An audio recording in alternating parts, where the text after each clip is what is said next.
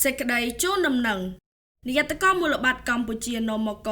សូមជម្រាបជូនដំណឹងដល់អ្នកវិនិយោគនៃក្រុមហ៊ុន Asian Trade Cambodia ឯកទាំងអស់ជ្រាបថាអ្នកវិនិយោគរបស់ក្រុមហ៊ុន Asian Trade Cambodia ឯកដែលមានបំណងដាក់ពាក្យបណ្ដឹងសូមផ្សះផ្សាវិវាទនៅនមក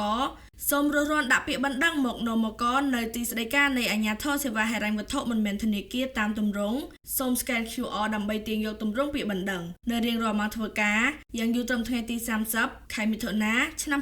2026ជាកំហិតពាក្យបណ្ដឹងដែលដាក់នៅក្រៅការបរិច្ឆេទខាងលើនេះនមកនឹងមិនទទួលពិនិត្យឡើយអាស្រ័យនេះបានជម្រាបជូនខាងលើសូមអ្នកវិនិយោគជ្រាបជាព័ត៌មានថ្ងៃច័ន្ទ8កើតខែបឋមសាទឆ្នាំមមីអត្តស័កពុទ្ធសករាជ2570រាជធានីភ្នំពេញថ្ងៃទី22ខែមិថុនាគ្រិស្តសករាជ